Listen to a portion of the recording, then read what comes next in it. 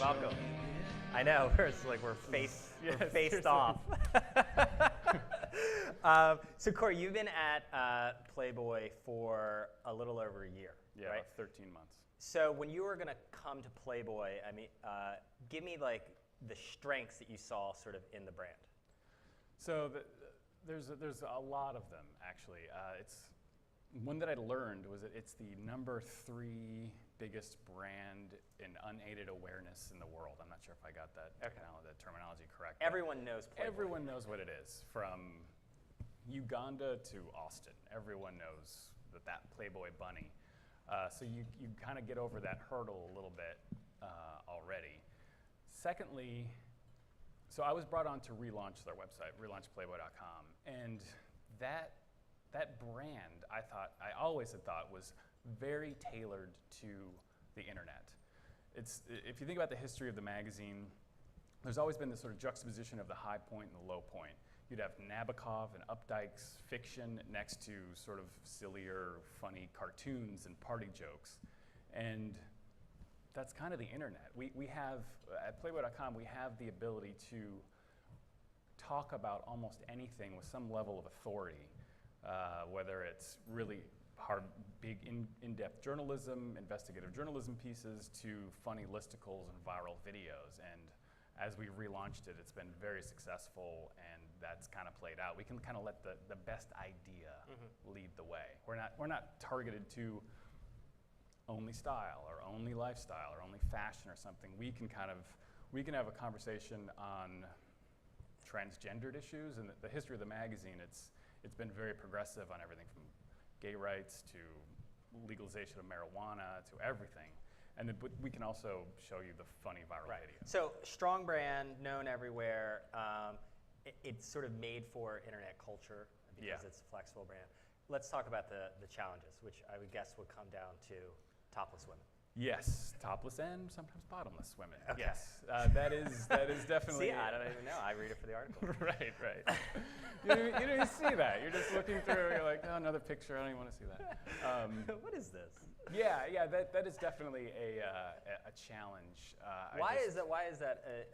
I mean, I would guess there's a very practical challenge, but there's also sort of a brand challenge. Yeah, when the magazine launched in the 50s, 60s, 70s, nudity was something that was very progressive. It pushed the envelope. You wouldn't see it everywhere. Now with the internet, that's kind of everywhere, right? It's ubiquitous. I just told a story in the town hall of we launched the Playboy app in the Apple Store, and as you know, they're very restrictive about the types of content that they have. And when we relaunched the site as a safe for work, non-nude, men's lifestyle destination, our biggest hurdle is to get people to think about us in a different way, especially digitally. But every time I show someone our app, the first thing they do is look over their shoulder to make sure no one's looking, because they're going to expect to see just. So there's no nudity on Playboy.com? No. There's a girls section, but it's siloed there, because we are still Playboy. It's part of who we are. It's part of the DNA, but it's all non-nude. It's all safe for work. Okay. Depending on where you work. I'm sorry? Depending on where you work. Okay, depending on where you work. So who do you see as your competitive set then? Going back to the breadth of the things that we can cover, I don't see us as having one or two specific competitors. With our journalism pedigree and heritage, someone like Vice or even the New Yorker, I see this as a sort of a competition. To the lighter sides of the brand and the humor DNA, anyone from BuzzFeed to The Chive or someone like that. So we can kind of cover all those things that no other brand really can. And I don't know if anyone out there is doing this, the thing that we can do the most. People can try, but think of who are some of our competitors that might come to mind. They can't really post fiction. They can't really do an investigative piece on drug cartels in Mexico. We can do that as well as have humor mixed in, which I don't know anyone else who can do that. So one of the things that we heard in the town hall yesterday was a lot about internal challenges. Up on our challenge board, there's a lot of internal challenges. being a traditional organization, I mean, it is a long heritage. What have you seen to be the biggest challenges internally to adopting a digital metabolism and mindset?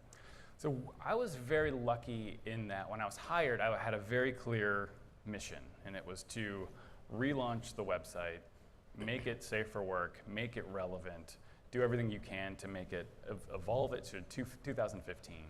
And so we were sort of a startup in a 60-year-old company. And we'd work with the print side. So you were separated out from the magazine apparatus. Yes, I think there was one editor and maybe 2 photo editors when I got there. Now we've got about a team of 35 between video and photo and edit and social media and everything. But we were our own little microcosm, and we posted everything from the magazine that we could, and we worked with them a bit, but we were so busy. I was hired in June, and we relaunched August 20th. And so that whole team had to it was just a blur that we didn't really have time to worry about anything else. We just had to get this thing up and make it work as fast as possible. And so that was a blessing in a big way, because we could just we were so singularly focused, and I didn't feel like I had to worry about what the other, I don't know, baggage is the right word, but everyone else had been doing something a very specific way. We were coming in doing this whole different thing. And luckily we were pretty successful right off the bat, so we built that trust within the organization. Is that like a sort of a preliminary step? I mean, where eventually it'll be all integrated? Yes, so now we are in the process of, we've gotten our sea legs a little bit, the site's going, it's going great, and now we're merging the teams a bit more and figuring out where we can all work together and make sort of a seamless, like some of the quote unquote digital guys can maybe do some magazine pages, and some of the magazine editors can do more digital things. So it's going to be much more integrated as we move forward. So let's talk about the marketing side. I mean, what is the kind of stuff you're doing in content marketing? I mean, I saw some stuff with Stoli and with Doers. Give us an overview of how you guys are approaching that. Yeah, and this goes back once again to, without repeating myself, but the thing we can do with the brand is because it's so broad, and it's great for us because we work with Stoli. We did a great campaign with them.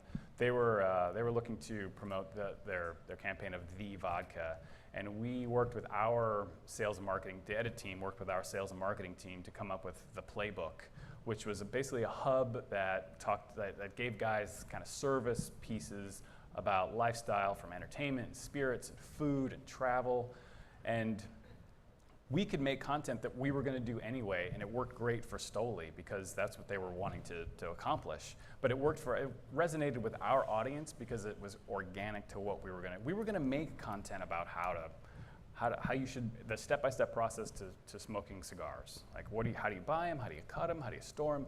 That content resonates with our audience, and that worked within the structure of what they were going to do too. So why does that work for Stoli though?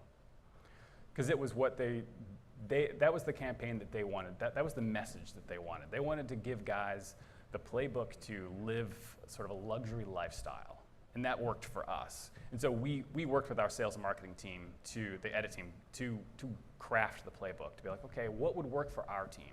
And it worked. We knew what their message was, and so we tailored that to what our brand could bring to our audience, and we tailored the pieces that we did and the types of headlines we would write to make sure that it resonated on not only the website, but on our social media channels, whether it's Facebook, Twitter, or Instagram, everything. So do you have any times when marketers come and want to do things where you're just like, it's not good for the bunny? It's not so much that it's not good for the bunny, because people, when they're coming to us, they know what we're about and what we want to do. Sometimes they want to have playmates involved, sometimes they don't, but we haven't really run into that. The main struggle, I think, with working with brands is just making sure that they understand that, building that trust with them, that we know what's going to work with our audience. Yeah. And we are going to work to make sure we create content that works. Because if it doesn't work, if it doesn't what's resonate, an example of something that wouldn't work for the Playboy audience? Well, something about, because we can kind of cover anything that relates to men, anything that would not be male related, anything with children or whatever, that stuff wouldn't work. But that's fair. But mostly people who are coming to us know what we can do. I guess that's the strength of having like a strong brand, in that you don't have to necessarily educate the marketers about like what Playboy is about. And you don't. And what's very funny, having my job title, the sentence I hear most from friends and colleagues is, it starts with, you know what you should do? Because everyone thinks that they know what's good for Playboy. Like the brand resonates with everyone in their own specific way, that it's really great, but that's where we maybe need to tailor it. Like everyone thinks they know what that is, because it's just that core. You know what Playboy stands for. You kind of want to live that life, but that's maybe where we need to sort of massage people into a certain way if they come with these sort of preconceived notions. So speaking of preconceived notions, I mean, you must, when you go out and people are like, oh, where do you work? And you say Playboy, you probably get a lot of like arched eyebrows. What is the biggest misunderstanding that you think outsiders have of what it's like to work at Playboy? First, everyone thinks that just bunnies are walking around half naked all day long. This is true, right? It's true.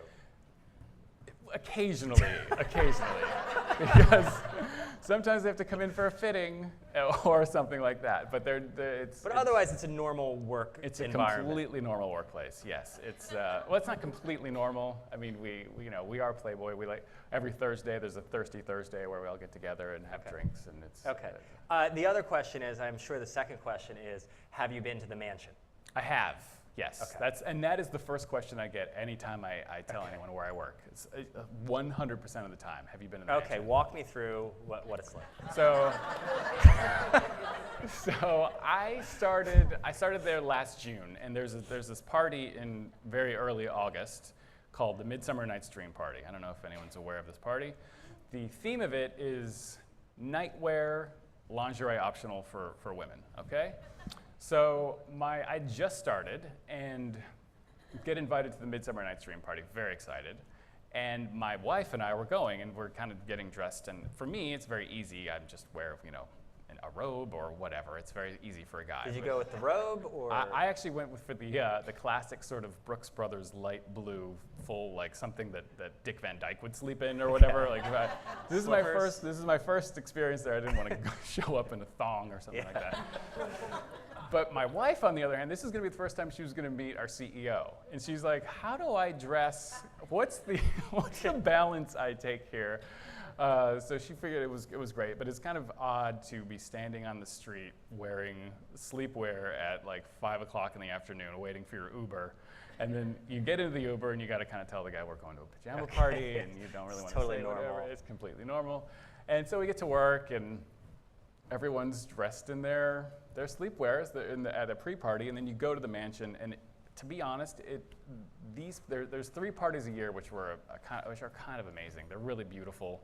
The Midsummer Night's Dream, Halloween, and New Year's Eve, and they go over the top. I mean, it's the outdoor area of the mansion is beautiful. There's beautiful women everywhere. There's huge chandelier kind of setups. There's a huge tent. There's great food. It's a lot of fun, and it's definitely one of those bucket list things that I get to check off. I'll be waiting for my invite. Want to open it up to questions? Here's your chance. Yeah, Dave. Hold on a sec. Have you been in the grotto with any bunnies? I think technically, I've been in the grotto. There may or may not have been a bunny there. So technically, I've been, not in the sense you're probably asking, but yes. Yes. Okay. Any other questions about the mansion or about Playboy and content? I have a question. Oh, wait. Sorry. Hi. So you mentioned your competitive set, and it was pretty spread out, from Vice, New Yorker, to others. How do you, as managing content, really drive your brand and your team to focus kind of on one mission, one at a time? Because I think many brands are having that competitive set issue. Mm-hmm. So just curious if there's best practices that you have. So we have verticals. And we have people who run each vertical. We've got entertainment, humor, style, nightlife, video, and sex and culture. And so there's people who kind of stay in their lanes. They work with, the editors work with the video team works with the edit team. It's almost like pods in a way, so that I kind of almost see our verticals as have their own competitive set, if that makes any sense. And so we kind of keep everyone focused that way, and then there's a layer or two over that which kind of guides that ship to make sure that they're all working together, and sometimes there's overlap, and which is great a lot of the time, but that's kind of how we structure it. Okay, I think there was one over here.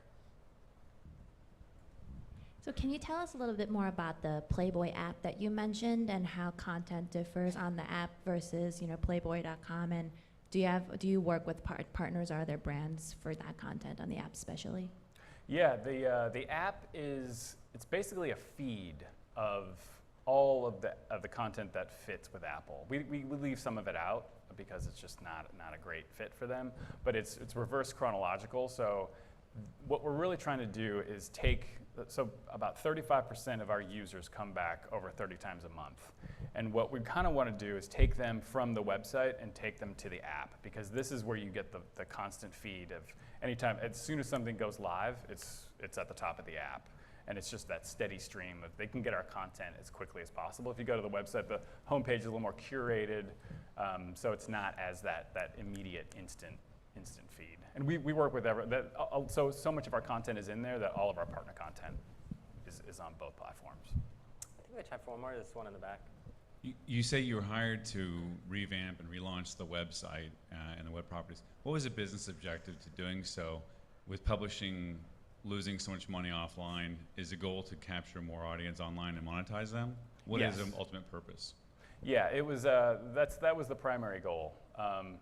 To make it safe for work, to put our brand in front of more people. I think because some of the nudity aspects were limiting our audience a little bit, both and business opportunities as well.